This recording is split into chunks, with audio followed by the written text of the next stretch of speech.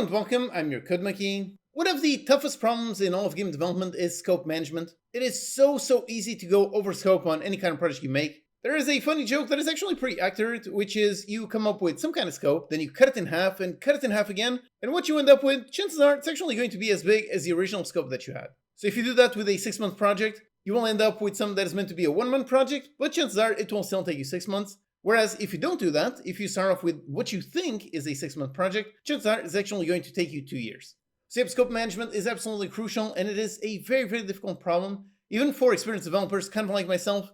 Even so, scope management is still very difficult. You do get better at it. So for me as an experienced dev, whenever I come up with a game that I think is going to be, let's say 6 months, it never goes from 6 months to 2 years, but it does usually go from 6 months to like 8. So even with a ton of experience, your scope will never be 100% settled. So it is a very difficult problem, and the best way to try to solve it is to constantly think about it. And why it's so easy to make a mistake is because scope is really not just about time, or specifically scope is not how long will it take me to build this new feature, this new system. If I think, okay, I want to add some kind of health system to my game. Now for me as an experienced dev, I can build a health system in literally like, 20 minutes, something like that. But the reality is adding health system to my game is not really just going to take those 20 minutes. That is because scope is actually going to impact the entire game lifecycle. Meaning, like I said, if you want to make some kind of health system, writing the code is really just a tiny portion of adding that feature to the game. For any new feature that you want to add, you're going to have to write the code for it, of course.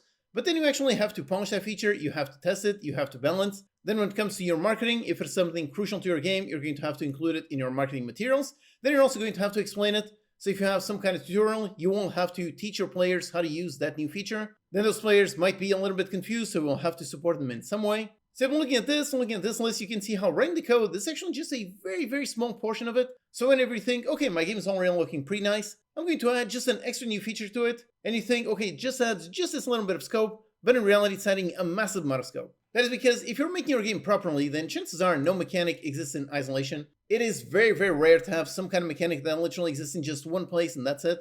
No, chances are your game is actually a very nice interconnected web, where basically every feature interacts with every other feature. So maybe your health system interacts with your weapon system, which interacts with your some kind of auction house system, some kind of player trading system, then some kind of animation system. So basically you've got all of those different connections. So while it seems that you are adding just one tiny feature, in reality you will have to modify a ton of scripts because that one tiny feature is connected to all kinds of things in your game. Remember how every feature does have multiplier? So every feature is never just code, nothing else. Nope, every new feature that you add, every new mechanic, new system, it is going to probably require some kind of UI, some kind of art, maybe some audio. You're going to have to test to make sure that it works properly, and you will have to think of all the various edge cases that might happen that might break that new feature. Adding extra scope in the form of, let's say, new features, new mechanics, new systems, that can also affect marketing, and can affect marketing in a very negative way. Usually the best marketing is some very straightforward marketing. The general rule is you should be able to explain your entire game in just one single sentence. Whereas if your game is very hard to explain, if you have like 100 different systems, 100 different mechanics, and it requires an entire paragraph to explain what exactly your game is about, if so, that is actually going to make your marketing quite a bit confusing, which is going to make it quite a bit harder. If your game becomes hard to explain, it just becomes hard to sell. So adding new features, adding more scope, doesn't just affect the size, the amount of time that it takes for a game to be built. It also affects, for example, how easy or hard your marketing becomes. Then, like I said, scope greatly affects polish, so any kind of new mechanic you add, you do need to polish it. And this is actually something that a lot of people neglect, and that is a very bad thing that you should not do. You should not neglect polish. I always say how polish is what separates good games from great games. So if you want to make a great game, a game that is actually successful, you have to polish. And every new feature that you add, you need to remember, you don't just add the feature, you need to actually polish it. In general, 5 polished mechanics at 90% polished beat 50 mechanics that are really very rough. When it comes to scope management, this is a really great guideline to have. Try to think your game should have as fewer mechanics as possible and make those as insanely polished, as insanely satisfying as possible, as opposed to having an insane amount of mechanics, but each of those are really very rough. Remember how scope, basically by default, if you implement more things, if you have more code, you have more chances of bugs. And the more things you have, the more you have connections over all kinds of systems. Which, like I said in my clean code talk, you should try to avoid connecting systems together, having them tightly coupled. You should try to avoid that as much as possible, but some coupling is always going to be inevitable.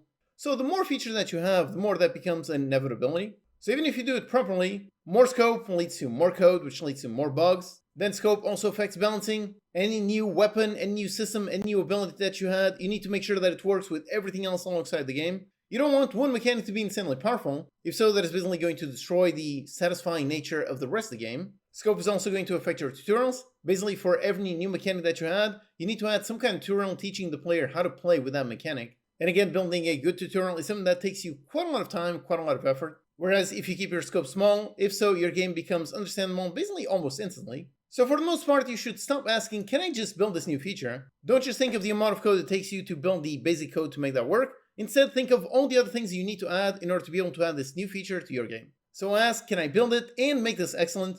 Make it include with every other system in the game, make it nicely polished, add all of the UI, all the art, all the sounds, build all those things to support this new feature. Can I do that? Can I make that excellent? If so, go ahead and add that new feature. But any feature that does not pass this test, which I would say is probably most of them, if so, then don't bother doing it. Remember, it is much better to have a game with fewer mechanics, but all of those are insanely well polished, as opposed to having a ton of mechanics, but everything is very rough. So remember how scope is not really just about the implementation time, the direct implementation. Remember how any new feature, any new mechanic that you add is going to have quite a lot of extra work that you're not even thinking about. So as you're thinking to yourself, okay, I've got my 3-month goal, I'm going to add just this new feature that is going just to take me just 1 extra week.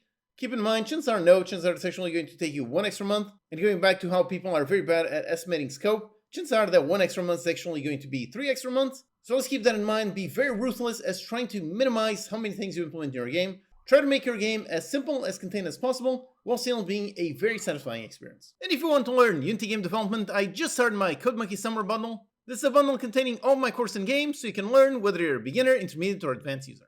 If you're a beginner, you can start with either my Kitchen Chaos course, or for 2D, check out my Lowlander course. If you prefer something more technical, you can check out my C# course. This one contains a companion project which includes interactive exercises. These require you to actually write code in order to make sure you're actually learning the contents of each lecture. This one takes you all the way from beginner to intermediate and advanced. If you are already intermediate or advanced, then this bundle also includes my problem solving course. This one teaches you the most valuable skill of all. It is a very practical hands-on course. It's got over 200 problems for you to solve. This will make you insanely good at problem solving and debugging. Then it also includes my Dots course. If you want to learn this really awesome toolset, you can learn how to make multiplayer games, either with netcode for game objects or netcode for entities. You can learn all about Unity with over 70 tools and features explained. Then the bundle also includes Steam keys for all my Steam games. So if you want to play a fun automation game, check out Dingy Gardens. Plus the bundle also includes 1 month of my Game Dev Practice Lab. This is my weekly Game Mechanics Challenges program, where I give you the starting project files along with a bunch of objectives, and then it's up to you to write some code to make those mechanics a reality. So yep, whether you're a beginner or intermediate or advanced, this bundle has something for you. My goal is to help you learn, so if you want to learn, then by going through all of this content, I guarantee you will gain a ton of knowledge to help you make whatever games you want to make. And as always, I offer a 30-day money-back guarantee. If you're unhappy for literally any reason whatsoever, you don't even have to give me a reason. Just send me an email, I'll process a refund, and that's it. Check it out with the link in the description. Alright, thanks for watching, and I'll see you next time.